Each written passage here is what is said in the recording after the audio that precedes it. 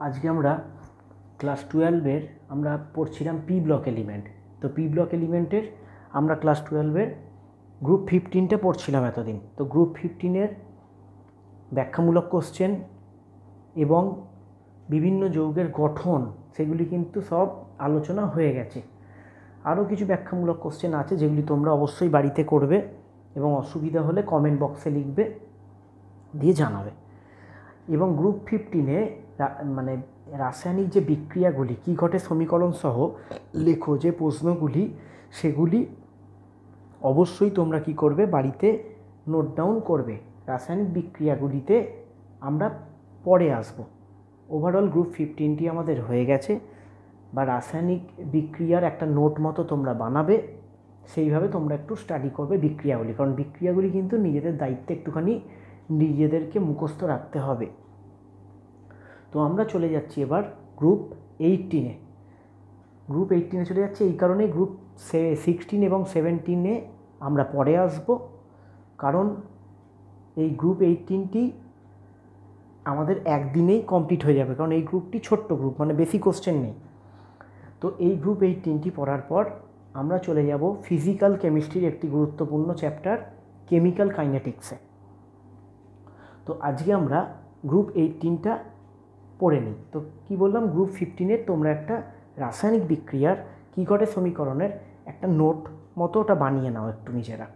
অসুবিধা হলে আমাকে যোগাযোগ করবে কমেন্ট বক্সে, বা ওই গ্রুপ 15টা আমরা আবার নেক্সট পরে টেস্টের পর ওই টাইমে আবার আসবো বিক্রিয়াগুলিতে।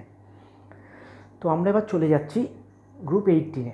তো গ্রুপ 18-এ যাওয়ার আগে আমরা বলবো যে কোনো গ্রুপই পড়ি, 15, 16, 17 বা 18, যে গ্রুপই পড়ি তাদের কিন্তু ধর্মগুলো কিন্তু খানিকটা একই রকম হবে, মানে ওপর থেকে নিচের দিকে গেলে আগে যেমন ঘটনা ঘটেছিল বেশিরভাগ ক্ষেত্রেই তাই হবে, তবে এটা নোবেল গ্যাসের ক্ষেত্রে কিছু কিছু জায়গায় হয়তো আলাদা হতে পারে।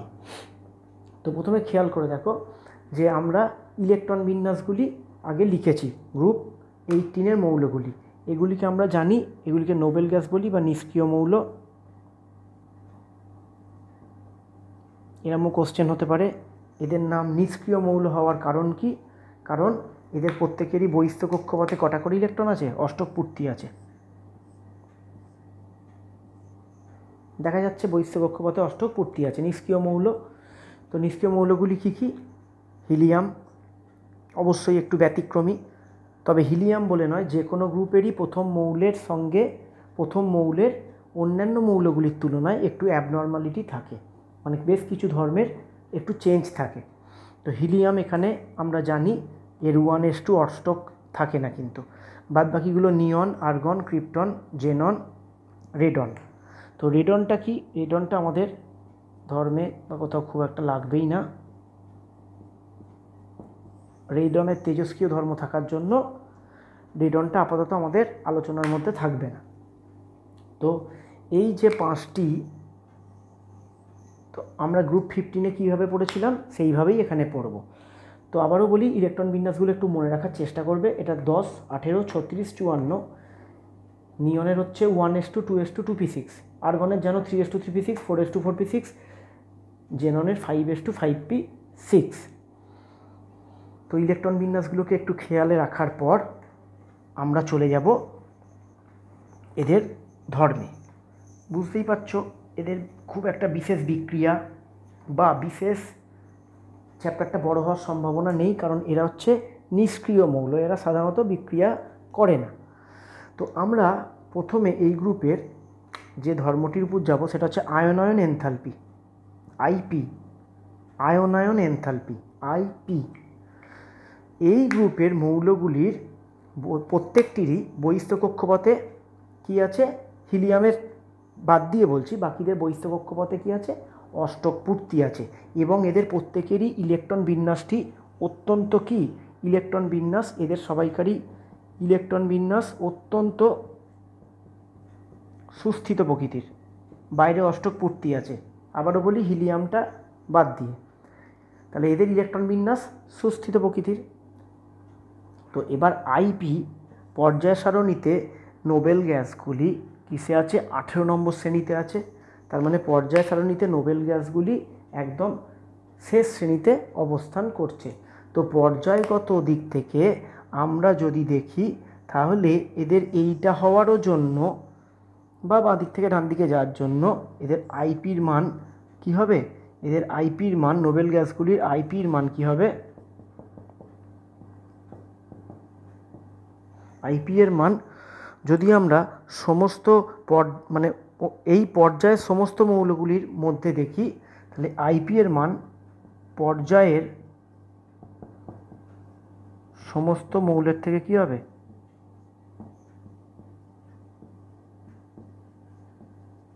আবার একবার রিপিট করি আইপি জিনিসটা কি, রিপিট করি একবার। গ্রুপ 15-এ ভালো মতো পড়ানো আছে, তোমরা প্রিভিয়াস ক্লাস দেখতে পারো যারা দেখোনি। আইপি এর মান কি, আইপি এর মান হচ্ছে কোনো পরমাণুর বহিস্থ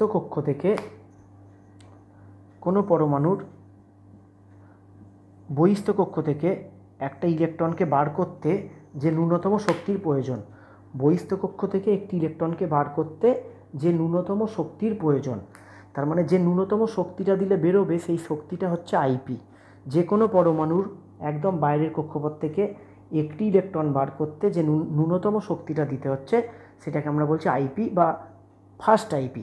প্রথম ইলেকট্রনটা বার করতে যে শক্তিটা লাগছে সেটাকে বলছি ফার্স্ট আইপি, আয়নায়ন এনথালপি। তাহলে এদের ইলেকট্রন বিন্যাসটা কি আছে, এদের ইলেকট্রন বিন্যাসে আমরা কি দেখতে পাচ্ছি, বহিস্থ কক্ষে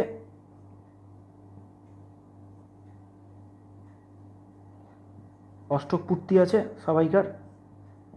অষ্টক পূর্তি থাকার জন্য এদের বহিস্থ কক্ষের ইলেকট্রন বিন্যাসটা কী প্রকৃতির, খুবই সুস্থিত প্রকৃতির। তাই এদের বহিস্থ কক্ষ থেকে একটি ইলেকট্রনকে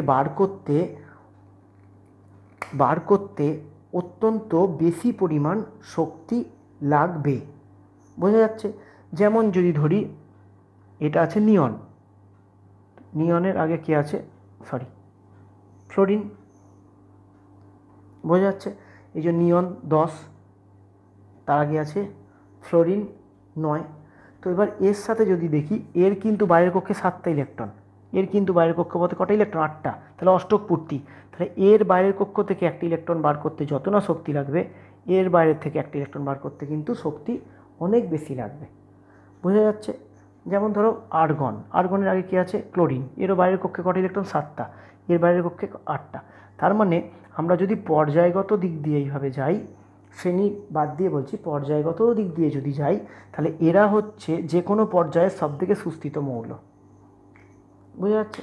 তাহলে এরা যেহেতু যে কোনো পর্যায়ের সবথেকে সুস্থিত মৌল, কেন সুস্থিত, এদের বাইরের কক্ষে প্রত্যেকের হিলিয়াম বাদ দিয়ে প্রত্যেকের বাইরের কক্ষে কী হচ্ছে, অষ্টক পূর্তি আছে, তাই এদের ইলেকট্রন বিন্যাস অত্যন্ত সুস্থিত। অত্যন্ত সুস্থিত ইলেকট্রন বিন্যাস হওয়ার জন্য এদের বাইরে থেকে একটা ইলেকট্রনকে নির্গত করতে অনেক কী লাগে, অনেক বেশি পরিমাণ কী লাগে, শক্তি লাগে।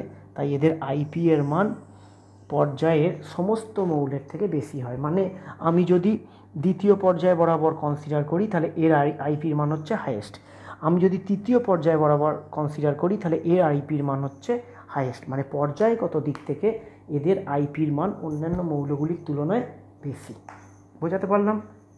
তারপর নিষ্ক্রিয় গ্যাসগুলির তাদের পর্যায়গত যদি দেখি তাহলে এদের আইপির মান কী হচ্ছে, বেশি। আচ্ছা, এবার আমরা চলে যাচ্ছি গ্রুপ বরাবর। আরেকবার লিখে নিই, হিলিয়াম, নিয়ন, আর্গন, ক্রিপ্টন, জেনন, আর রেডনটাকে লিখলাম না, ওটা তেজস্ক্রিয়, বোঝা যাচ্ছে। তো এবার আমরা যদি শ্রেণী বরাবর দেখি, গ্রুপ বরাবর দেখি, তাহলে আমরা আইপিতে গ্রুপ 15-এও পড়েছি, এদিক থেকে এদিকে গেলে আইপির মান বাড়ছে আর এদিক থেকে এদিকে গেলে আইপির মান হ্রাস পাচ্ছে, বৃদ্ধি পাচ্ছে, হ্রাস পাচ্ছে। তো আইপির ভেতরে অনেক ব্যতিক্রমী ঘটনা আছে, কিন্তু তবু জেনারেলি বলা যায় এদিকে বৃদ্ধি পাচ্ছে, এদিকে হ্রাস পাচ্ছে। কেন পাচ্ছে সেটা গ্রুপ 15-এ পরিষ্কার আলোচনা করা আছে। তো এদিকে যদি আইপির মান ওপর থেকে নিচের দিকে গেলে হ্রাস পায়, তবু আর একবার রিপিট আমি করে দিচ্ছি। আইপি মানে কি, বহিস্থ কক্ষপথ থেকে একটি ইলেকট্রনকে বার করতে যে ন্যূনতম শক্তিটা লাগছে। তো এর ক্ষেত্রে দেখো বহিস্থ কক্ষপথ 1 নম্বর, এর ক্ষেত্রে 2 নম্বর, এর ক্ষেত্রে 3, 4, 5।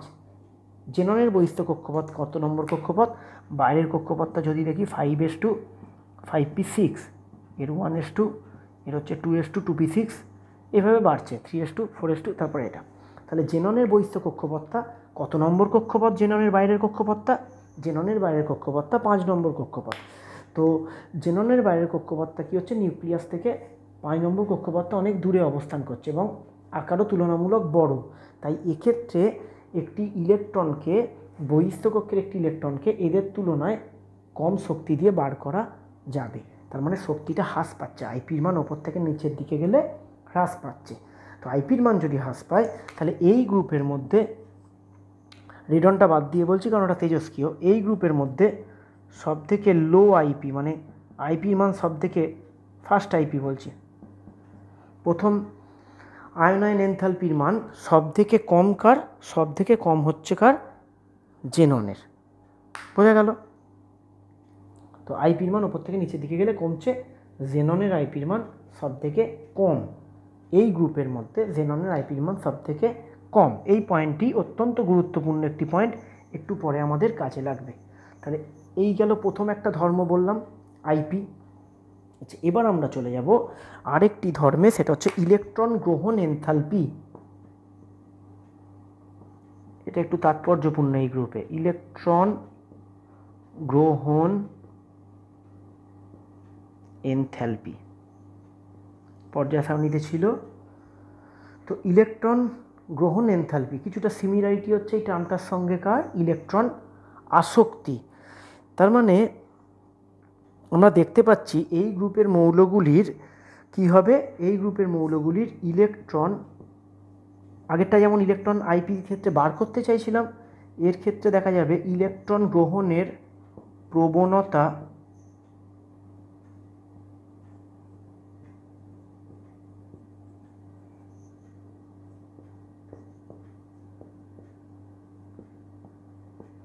এই গ্রুপের মৌলের কী হবে, ইলেকট্রন গ্রহণের প্রবণতা কী হবে, সব থেকে কম হবে। কেন কম হবে? কারণ এই গ্রুপগুলির মৌলগুলির সবাইকার কী আছে? অষ্টক পূর্তি আছে। তো অষ্টক যদি পূর্তি থাকে তাহলে নিশ্চয়ই তারা ইলেকট্রন আর নিতে চাইবে না, কারণ ইলেকট্রন নিলে সেটাকে পরের কক্ষে ঢোকাতে হবে, তাহলে তারা ইলেকট্রন নিতে চাইবে না। তাই এদের ইলেকট্রন গ্রহণের প্রবণতা কী হচ্ছে? কম হচ্ছে। তাই এদের ক্ষেত্রে ইলেকট্রন গ্রহণ এনথালপির মান কি হয়? ইলেকট্রন গ্রহণ এনথালপির মান হয়, ক্লাস 11-এ ছিল দেখবে, ধনাত্মক। ইলেকট্রন গ্রহণ এনথালপির মান সাধারণত ঋণাত্মক হয়ে থাকে, কিন্তু এদের ক্ষেত্রে এদের ইলেকট্রনিক কনফিগারেশন মানে ইলেকট্রন বিন্যাসটা এতটাই সুস্থিত যে এদের ইলেকট্রন গ্রহণ এনথালপির মান ধনাত্মক হয়। এদের ধনাত্মক হয়, এছাড়াও কোনো জায়গায় যদি কোনো সুস্থিত ধরনের ইলেকট্রন বিন্যাস পাওয়া যায় সেক্ষেত্রে হতে পারে। তো এক্ষেত্রে ইলেকট্রন গ্রহণ এনথালপির মান কি হয়? ধনাত্মক হয়। বোঝা গেছে তাহলে? তো এটা মনে রাখবি, ইলেকট্রন গ্রহণ এনথালপির মান এদের ক্ষেত্রে কী হচ্ছে? ধনাত্মক হচ্ছে। ক্লাস 11-এ পর্যায় সারণীতে আছে ডিটেলসে, আমার 11-এর ক্লাস পরে দেখে নিতে পারো। আচ্ছা, এবার আমরা চলে যাব কিছু এই সংক্রান্ত, বিশেষ কিছু ধর্মের ব্যাপার নেই, সব ধর্মই গ্রুপ 15-এ আলোচনা করা আছে। আমরা চলে যাব কিছু কোশ্চেনের দিকে। এখানে কিন্তু লিমিটেড কোশ্চেন, বেশি কোশ্চেন এখানে কিন্তু আমরা পাবো না, কারণ আমরা বুঝতেই পারছি এরা নিষ্ক্রিয় মৌল। এদের ক্ষেত্রে সাধারণত বিক্রিয়ার সংখ্যাও কম এবং কোশ্চেন সংখ্যাও কম। তো আমরা যদি দেখি, কি দেখছি? হিলিয়াম, নিয়ন, আর্গন, ক্রিপ্টন, জেনন। বোঝা গেছে? তো আমরা কি দেখব? আমরা দেখব এই পৃথিবীতে যে সমস্ত যৌগ আছে তার বেশিরভাগটাই কি যৌগ? জেনন ঘটিত যৌগ। কি বললাম? তাহলে পৃথিবীতে যত যৌগ আছে বেশিরভাগ যৌগই বা বেশিরভাগ নোবেল গ্যাসের যৌগই কে তৈরি করে? জেনন তৈরি করে। বোঝা যাচ্ছে কি বলছি? তাহলে এটা একটা প্রশ্ন, যত যৌগ আছে তার বেশিরভাগ যৌগই কার যৌগ? জেননের যৌগ। এটা একটা প্রশ্ন। আর একটা প্রশ্ন হচ্ছে, জেনন যত যৌগ তৈরি করে, জেনন কেবলমাত্র অক্সিজেন আর ফ্লোরিন, O2 আর F2 এদের সাথেই বিক্রিয়া করে, এই দুজনকার সাথেই কেবলমাত্র বিক্রিয়া করে। জেনন কেবলমাত্র O2 আর F2 সহিত বিক্রিয়া করে। জেনন কেবলমাত্র O2 আর F2 সাথেই বিক্রিয়া করে।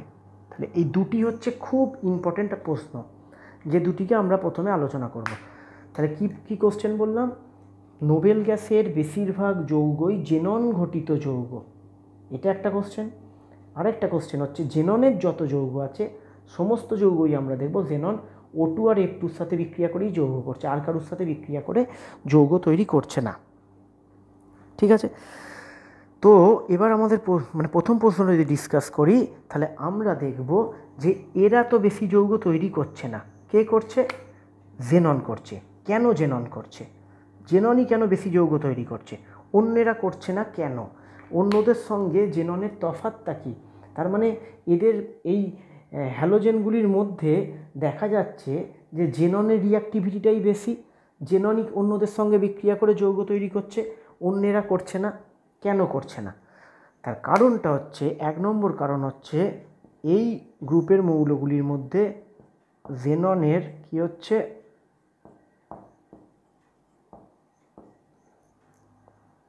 জেননের আকার কি হচ্ছে সবথেকে বড়, আকার সর্বোচ্চ।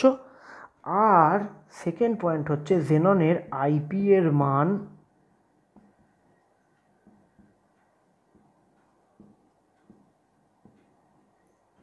কম। এই হচ্ছে দুটি পয়েন্ট, এই দুটি পয়েন্ট দিয়ে আমরা উত্তরটাকে গুছিয়ে লিখতে পারবো। জেননের আকার সব থেকে বড়, আর একটা মোস্ট ইম্পর্টেন্ট পয়েন্ট হচ্ছে জেননের আইপির মান সব থেকে কম। একটু আগেই ডিসকাস করলাম আইপির মান কম। তো জেননের আইপির মান কম হওয়ার জন্য বিক্রিয়া করতে গেলে কী করতে হবে? একে নিশ্চয়ই ইলেকট্রন ত্যাগ করতে হবে বা কাউকে ইলেকট্রন গ্রহণ করতে হবে। ইলেকট্রন গ্রহণ বা বর্জনের মাধ্যমে বিক্রিয়া হবে। তো এক্ষেত্রে এই ইলেকট্রন অষ্টপূর্তি হয়ে আছে, তাহলে একে ইলেকট্রন ত্যাগ করতে গেলে এর আইপি এদের তুলনায় এর আইপি এর মান কম। এর আইপি এর মান যদি কম হয় তাহলে একে এদের তুলনায়, আইপির মান এমনিতে বেশি কিন্তু এদের চারজনকার তুলনায় এর আইপির মান কম হওয়ায় কী হচ্ছে, এদের তুলনায় কম শক্তি দিলে জেনন ইলেকট্রন ছাড়ছে। বিক্রিয়া মানে কি ইলেকট্রন ছাড়তে হবে বা গ্রহণ করতে হবে। তো এক্ষেত্রে এই চারজনকার তুলনায় এর যেহেতু আইপির মান কম, তাই এখানে একটা ইলেকট্রনকে জেননের ক্ষেত্রে বার করতে গেলে আমাদের এই চারজনকার তুলনায় যত শক্তি লাগে এক একজনের, জেননের ক্ষেত্রে কিন্তু শক্তি সব থেকে কী লাগবে, কম লাগবে।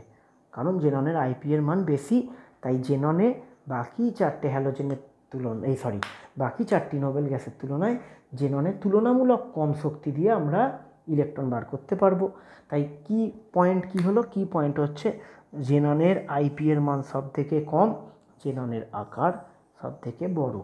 এর কারণে পৃথিবীতে যত যৌগ আছে বেশিরভাগ যৌগই কি জেনন ঘটিত, যেমন XeF2, XeF4 এই জাতীয়, বোঝা যাচ্ছে, XeF6 এই জাতীয়। এটা আমি মুছবো না, এটা দিয়ে আরেকটা কোশ্চেন বানাবো, বোঝা যাচ্ছে। তাহলে প্রথমে এই কোশ্চেনটি ক্লিয়ার। আচ্ছা, এবার আমরা চলে যাব যে জেনন কেবলমাত্র O2 আর F2 সঙ্গেই কেন বিক্রিয়া করছে, অন্যদের সঙ্গে বিক্রিয়া করছে না কেন? তার বেশ কয়েকটি কারণ আছে। তার মধ্যে যদি আমরা 1 নম্বর 2 নম্বর করে কারণ ভাগ করতে থাকি, আমরা বেশ কয়েকটা পয়েন্ট উল্লেখ করব। প্রথম অপেক্ষাকৃত কম গুরুত্বপূর্ণ পয়েন্ট, আমরা প্রথমে বলবো যে O2 গুরুত্বপূর্ণ, কম বলা যাবে না, এই পয়েন্টটা উল্লেখ করলে ভালো হয়। O2 এবং F2 এর ইলেকট্রোনেগেটিভিটি কি উচ্চ, তড়িৎ ঋণাত্মকতা অনেক বেশি। O2 এবং F2 এর তড়িৎ ঋণাত্মকতা অনেক বেশি। সেকেন্ড পয়েন্ট হচ্ছে জেনন এবং O2 ও F2 এদের আইপি এর মান খুব কাছাকাছি। জেনন এবং O2 বা F2 এর আইপির মান কি হচ্ছে, খুব কাছাকাছি। আর 3 নম্বর পয়েন্ট যেটা মোস্ট ইম্পর্ট্যান্ট, সেটা হচ্ছে O2 ও F2 এরা দুজন হচ্ছে তীব্র জারক পদার্থ। আমি বুঝিয়ে দিচ্ছি কেন হচ্ছে তীব্র জারক দ্রব্য। O2 এবং F2 তীব্র জারক দ্রব্য। তাহলে এই কোশ্চেনটা আমরা কি কোশ্চেন আলোচনা করছি, যে জেনন কেবলমাত্র তোমরা কোশ্চেনগুলোকে কিন্তু নোট ডাউন করে নেবে। জেনন কেবলমাত্র O2 এবং F2 এর সঙ্গেই বিক্রিয়া করে কেন? মানে জেননের যত যৌগ দেখব এই টাইপের যৌগ, এই টাইপের, মানে জেননের যৌগে O আর F থাকবে। তাহলে জেনন O2 আর F2 সঙ্গেই কেন বিক্রিয়া করছে তার উত্তরের 3টে পয়েন্টে আমরা ভাঙলাম। কী কী পয়েন্ট? O2 এবং F2 এর তড়িৎ ঋণাত্মকতা হচ্ছে উচ্চ, জেনন এবং অক্সিজেন ও ফ্লোরিনের আইপির মান খুব কাছাকাছি, এবং O2 ও F2 হচ্ছে তীব্র জারক দ্রব্য। ঠিক আছে, তো এই পয়েন্টগুলো দিয়ে তুমি উত্তরটা সাজিয়ে নেবে। আমি একটু বুঝিয়ে দিচ্ছি যে কেন এটা হচ্ছে। জেননের তুলনায় O2 এবং F2 কি তীব্র ইলেকট্রোনেগেটিভ? আমি জাস্ট একটু বোঝাচ্ছি। যদি জেনন ধরো F2-র সঙ্গে বিক্রিয়া করছে, তো জেননের কি আছে? জেননের লো আইপি, জেননের বাইরে অষ্টক পূর্তি আছে 5s2 5p6। তাহলে জেননকে এনি হাউ ইলেকট্রন ছাড়তে হবে বিক্রিয়া করতে গেলে। ইলেকট্রন কি করতে হবে? ত্যাগ করতে হবে বিক্রিয়া করতে গেলে। তো ইলেকট্রন ত্যাগ করা মানে জেননের কি হবে?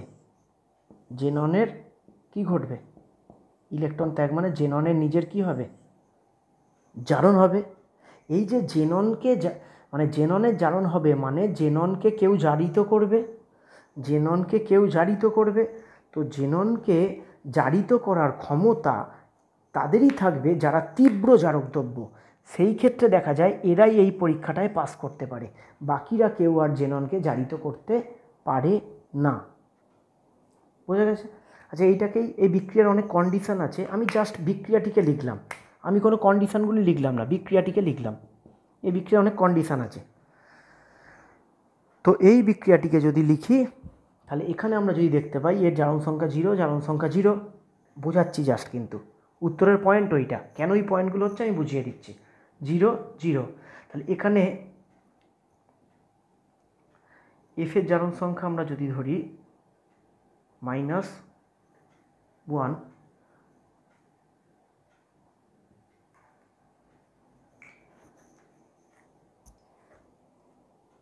+2। তো এইটা বলার অর্থ হচ্ছে কি? এইটা বলার অর্থ হচ্ছে যে জেনন, এটা জাস্ট বোঝাচ্ছি তোমাদের, জেনন যে কোনো বিক্রিয়ায় কি হবে? জেননের কি হবে? জেননের কি হবে? জারণ হবে, তাই তো? জেননের জারণ হবে। তাহলে এই জেননের জারণটা করতে গেলে কিসের প্রয়োজন? তীব্র জারক দ্রব্যের প্রয়োজন। জেননের এই জারণটা করতে গেলে তীব্র জারক দ্রব্যের প্রয়োজন। সেই তীব্র জারক দ্রব্য দুটি কী কী আছে? হচ্ছে O2, হচ্ছে F2। তাই জেনন যখন বিক্রিয়া করে, জেননকে জারিত কেবলমাত্র O2 আর F2ই করতে পারে। তাছাড়া এই আইপির মান কাছাকাছি হওয়ার জন্য বিক্রিয়া করছে। তীব্র ইলেকট্রোনেগেটিভ, এই পয়েন্টটা কোথায় কাজে লাগছে? এরা তীব্র ইলেকট্রোনেগেটিভ বলে কিন্তু তীব্র জারক দ্রব্য। ইলেকট্রনটা নেবে, ও ইলেকট্রনটা ছাড়বে, এরা ইলেকট্রনটা নেবে।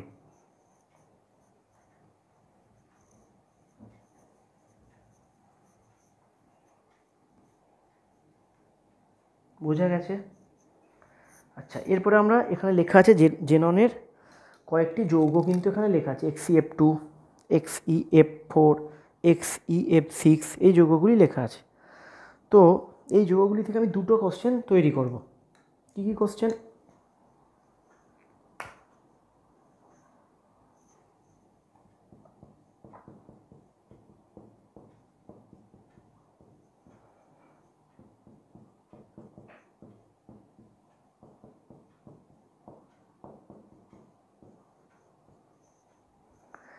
XeF2 এর সাথে বিক্রিয়া করলো SbF5, এরা বিক্রিয়া করে তৈরি করলো XeF+ এবং SbF6-। আচ্ছা, খুব ইজি বিক্রিয়া কিন্তু।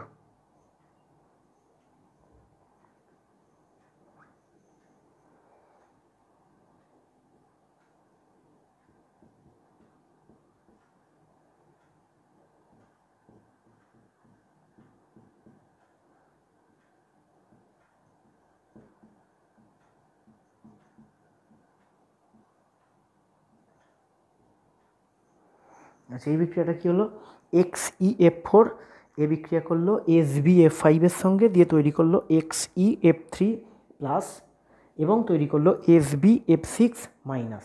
পরেরটার দেখাচ্ছি না, তোমরা এখানে তাহলে বুঝতে পারছো কী হচ্ছে বিক্রিয়াটায়।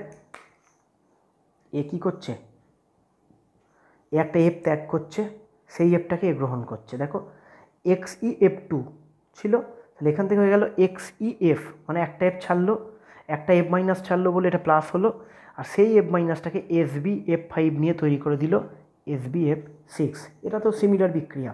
XeF4 একটা এফ ছাড়লো, দিয়ে তৈরি হলো XeF3 প্লাস SbF6 মাইনাস। পরেরটাও যদি করি সিমিলার বিক্রিয়া হবে, এখানে XeF6 এর সঙ্গে যদি করি এখানে XeF5 প্লাস হবে আর ওটা SbF6 মাইনাস হবে। তো আমরা কি দেখতে পাচ্ছি, আমরা দেখতে পাচ্ছি যে এই যৌগগুলি কি করতে পারছে, ফ্লোরিন ত্যাগ করতে পারছে। তাই এই যৌগগুলির তোমার ব্যাখ্যামূলক কোশ্চেন 3 নাম্বার হতে পারে যে এই যৌগগুলির কি ধর্ম আছে, ফ্লুরিনেটিং ধর্ম আছে।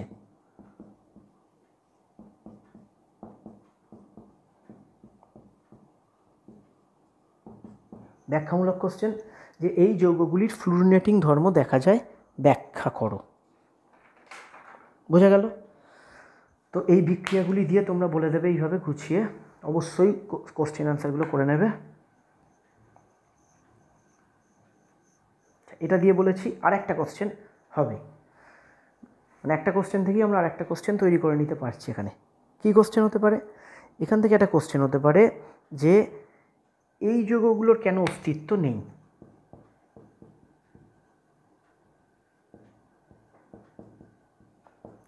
এদের কেন অস্তিত্ব নেই, এদের কেন অস্তিত্ব আছে, এদের অস্তিত্ব নেই। এটাই ব্যাখ্যামূলক কোশ্চেন যে এই যৌগগুলির অস্তিত্ব নেই কিন্তু এদের অস্তিত্ব আছে, কেন আছে দেখা যাক কেন আছে। আচ্ছা, জেনন, জেনন মানে হচ্ছে আমরা দেখেছিলাম জেননের বাইরের কক্ষে কি আছে, বাইরের কক্ষে আছে 5s2 5p6।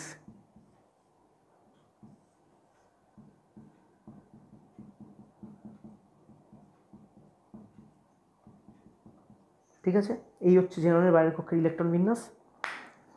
আচ্ছা, এখানে কিন্তু কি আছে, খালি ডি অরবিটাল আছে।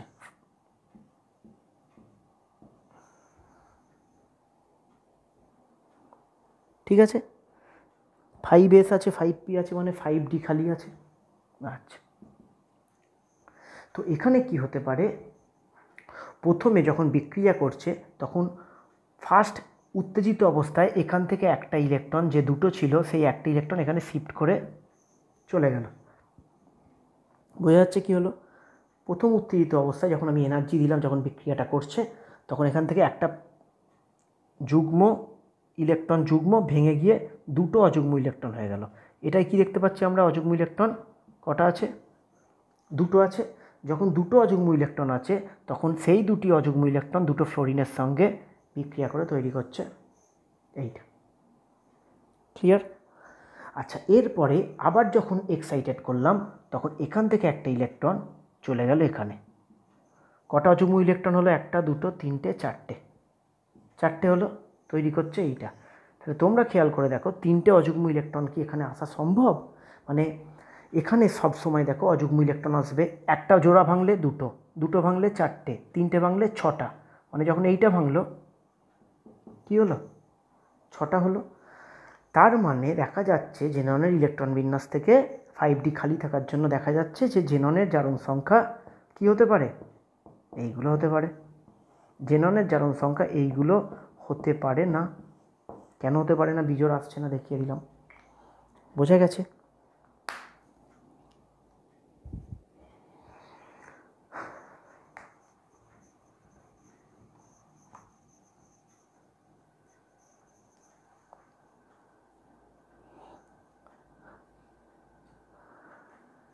আচ্ছা, তারপরে আমরা চলে যাব আরেকটি ইম্পর্টেন্ট কোশ্চেন। জেননের একটি যৌগ, সেই যৌগটি কি যৌগ, যৌগটা হচ্ছে XeOF4। এই যৌগটিকে কাঁচের পাত্রে রাখা যায় না কেন?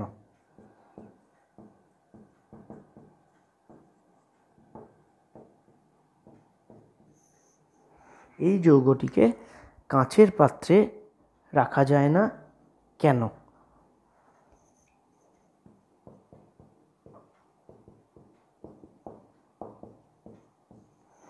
টু XeOF4 প্লাস এটা SiO2 এরা বিক্রিয়া করে তৈরি করে 2XeO2F2 প্লাস SiF4।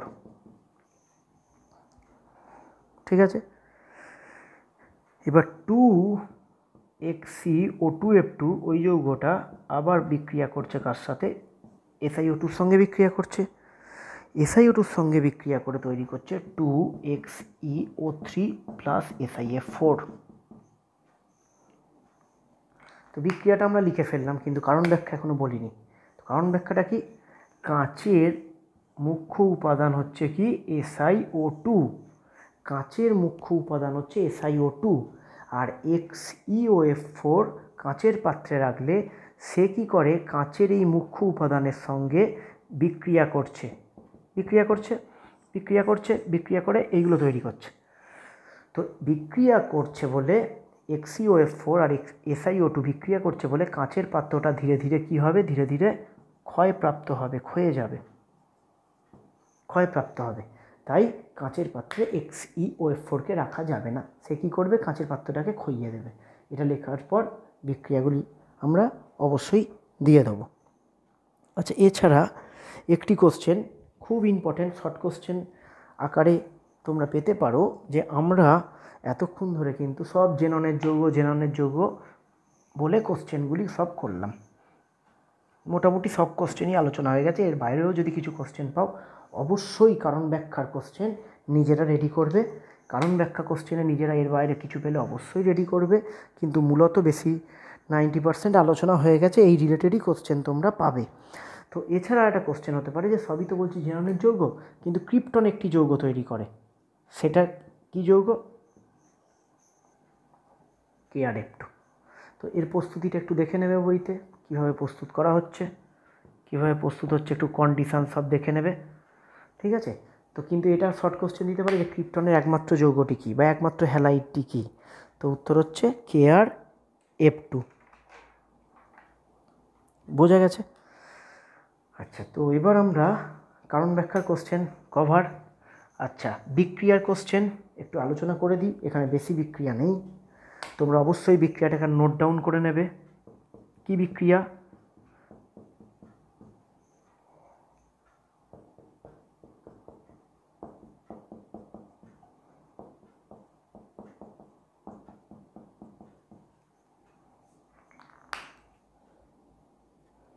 আচ্ছা, এই চ্যাপ্টারের বিভিন্ন বিক্রিয়াই আছে, তো তার মধ্যে খুব ইম্পর্ট্যান্ট বিক্রিয়াগুলি হচ্ছে এই তিনটে বিক্রিয়া, ব্যালেন্স সমেত করতে হবে। কি বিক্রিয়া? তোমাদের বলতে পারে যে XeF2 এর আদ্র বিশ্লেষণ করা হলো, মানে জলের সঙ্গে বিক্রিয়া, মুখস্থ রাখতে হবে, এছাড়া কোনো বিকল্প কিন্তু উপায় নেই। XeF2 এর আদ্র বিশ্লেষণ করা হলো, বা তোমায় বলবে XeF4 এর আদ্র বিশ্লেষণ করা হলো, XeF6 এর আদ্র বিশ্লেষণ করা হলো, একদম কমন বিক্রিয়া। এছাড়াও দেখবে একটু আগে করাচ্ছিলাম XeF2 এর সঙ্গে SbF5 এর, যেটা ফ্লুরিনেটিং ধর্মে করানো হচ্ছিল, সেই ধরনের বিক্রিয়া দিতে পারে, বা কাঁচের পাত্রের বিক্রিয়াটি একটু আগে করালাম সেইটা দিতে পারে। এই জাতীয় তোমরা বিক্রিয়া করে রাখবে। তবে আমার পরামর্শ হচ্ছে এইচএসের জন্য এই চ্যাপ্টারের যত বিক্রিয়া আছে সব বিক্রিয়া মুখস্থ করে রাখা ভালো এইচএসের আগে। কেন ভালো বলি? কারণ নোবেল গ্যাসে কিন্তু বিক্রিয়ার সংখ্যাটা কম, কারণ দেখতেই পাচ্ছ যে জেনন বাদ দিয়ে অন্য মৌলগুলির কি, জেনন বাদ দিয়ে অন্য মৌলগুলির কোনো যৌগ নেই, KrF2টা বাদ দিয়ে কোনো যৌগ নেই, এবং জেননেরও যা যৌগ আছে সেই যৌগগুলি হচ্ছে লিমিটেড, অক্সিজেনের সঙ্গে এবং ফ্লোরিনের সঙ্গে। তাই এখানে যেহেতু যৌগের সংখ্যাটা কম, তাই এখানে বিক্রিয়ার পরিমাণ কিন্তু কম। তো ওই জন্য বলবো এই গ্রুপের সমস্ত বিক্রিয়ায় মুখস্থ রাখা ভালো। আচ্ছা, এবার চলে যাব আমরা যৌগের গঠন। তো যৌগের গঠনের মধ্যে অবশ্যই মনে রাখতে হবে, এগুলিও মনে রাখতে হবে, তবু আমি দু একটি একটু আলোচনা করে দিই। যেমন XeO2F4, এর গঠন কীরূপ হবে?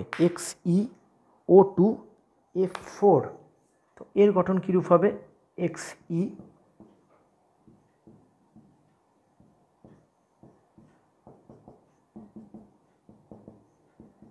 এর গঠন হচ্ছে অষ্টতলকীয়, অক্টাহেড্রাল প্রকৃতির বা অষ্টতলকীয়। বোঝা গেছে? XeO2F4। আচ্ছা, এখানে তোমরা কিভাবে পড়বে? যত যৌগ আছে, বেশি গঠন তো নেই, যতগুলো যৌগ আছে সব যে কোনো বইতে তোমরা পেয়ে যাবে। ছায়া বলো, সান্ত্রা বলো, যে কোনো বইতে গঠন পেয়ে যাবে। তোমরা গঠনগুলিকে সব এক জায়গায় নোট ডাউন করবে। এর গঠনের নামটা মনে রাখবে, আঁকাটা মনে রাখবে এবং সংকরায়নটা মনে রাখবে। এই সংকরায়ন কিন্তু ক্লাস 11-এ রাসায়নিক বন্ধন চ্যাপ্টারে শেখা। তবু একটা আমি ছোট মনে রাখাটা ছোট উপায় বলতে পারি। এখানে এক্সিএস সিগমা বন্ড কটা আছে দেখো, একটা দুটো, সবসময় নাও খাটতে পারে। একটা সিগমা একটা পাই, সিগমা সিগমা সিগমা পাই। ডবল বন্ড মানে একটা সিগমা একটা পাই, সিঙ্গেল বন্ড মানে সিগমা। তাহলে XE-কে ঘিরে কটা সিগমা আছে? একটা দুটো তিনটে চারটে পাঁচটা ছটা। তাহলে এখানে সংকর কক্ষক কটা হবে? ছটা হবে। দেখো, একটা S, তিনটে P, দুটো, এক আর তিনে চার, পাঁচ ছয়। তাহলে কেন্দ্রীয় পরমাণুকে ঘিরে যতগুলি সিগমা বন্ড থাকে ততগুলি সংকর কক্ষকের প্রয়োজন। তাই এখানে ছটা সিগমা বন্ড আছে। এটা শর্টকাটে মনে রাখার উপায়, সবসময় নাও খাটতে পারে। তো এখানে sp3d2। এখানে কিন্তু সিগমা বন্ডের জায়গায় যদি কখনো নিঃসঙ্গ ইলেকট্রন জোড় থাকে তাকেও কিন্তু ধরতে হবে। আরেকটু গঠনে যাই। আরেকটি গঠন হচ্ছে XeOF4-এ যাই।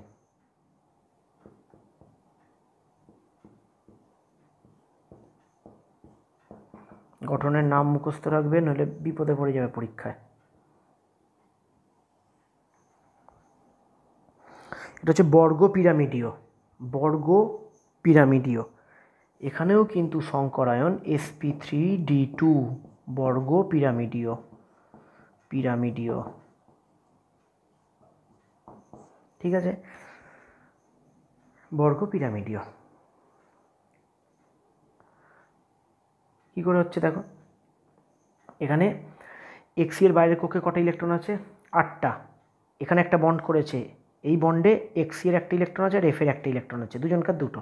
তাহলে XE এখানে একটা ইলেকট্রন আছে, একটা দুটো তিনটে চারটে পাঁচটা ছটা, ওই জন্য একজোড়া নিঃসঙ্গ ইলেকট্রন রয়েছে। আবার বলছি, 8টা বাইরের কক্ষের ইলেকট্রন, XE এখানে এই বন্ডে একটা ইলেকট্রন দিয়েছে, একটা দুটো তিনটে চারটে পাঁচটা ছটা, ওই জন্য নিঃসঙ্গ ইলেকট্রন জোড় রয়েছে। আচ্ছা, এর সংকরণ কী করে হলো? কটা সিগমা বন্ড আছে গুনি, 1 2 3 4 5। আমি একটু আগে লাস্ট পয়েন্টে বলছিলাম যে যতগুলি সিগমা বন্ড ততগুলি সংকর কক্ষক, কিন্তু আমাকে নিঃসঙ্গ ইলেকট্রন জোড়টাকেও সিগমা বন্ডের মতো করে কাউন্ট করতে হবে। তাহলে কটা সিগমা বন্ড আছে? 5টা সিগমা বন্ড আছে আর একটা নিঃসঙ্গ ইলেকট্রন জোড় আছে। তাহলে কটা সংকর কক্ষকের প্রয়োজন? 6টা।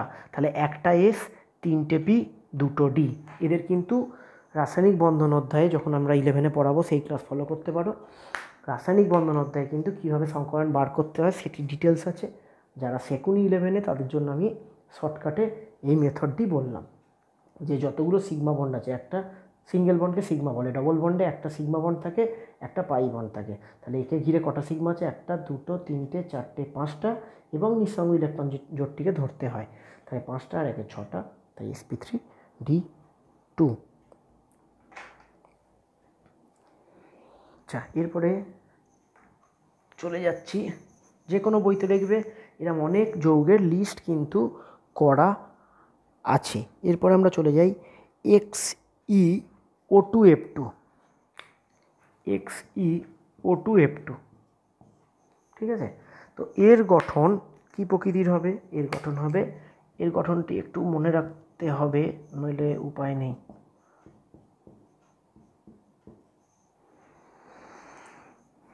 কটা বন্ড হলো দেখো, 1 2 3 4 5 6। এর গঠন হচ্ছে বিকৃত চতুস্তলকীয়। বিকৃত চতুস্তলকীয় মুখস্থ রাখতে হবে, চতুস্তলকীয়, ঠিক আছে? তো এখানে কটা সিগমা বন্ড আছে দেখো, একটা সিগমা একটা পাই, একটা সিগমা একটা পাই, সিগমা গুনে দেখো মিলছে কিনা আমারটা। 1 2 3 4 একে 5, 5টা সংকর কক্ষক, তার মানে এখানে সংকরণ হবে। খুব সহজে কিন্তু সংকরণটা জয়েন্ট পারপাস কিন্তু খুব কম সময় ঝট করে মুখে গুনে বলে দিতে পারা যাবে। বোঝা গেছে? যতগুলো সিগমা বন্ড আর লোন পেয়ার থাকলে ততগুলো সংকর কক্ষক। এস একটা হয়, পি 3টে হয়, বাকিটা ডি। তাহলে একটা এস, 3টে পি আর একটা ডি। তাহলে এই জাতীয় যতগুলি গঠন আমি 3-4টে ডিসকাস করলাম, এই জাতীয় যতগুলি গঠন তোমরা বইতে পাবে সেগুলি গঠন আকৃতিতে তুলে নেবে।